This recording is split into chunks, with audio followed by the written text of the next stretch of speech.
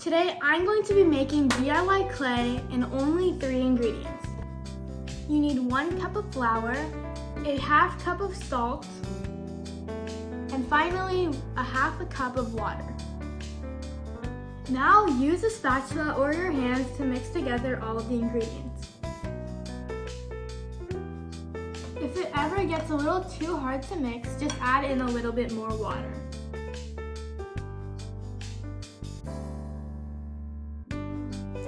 After mixing the ingredients together for a while, you should be able to get this large clump of dough that doesn't really stick to your hands or to the board.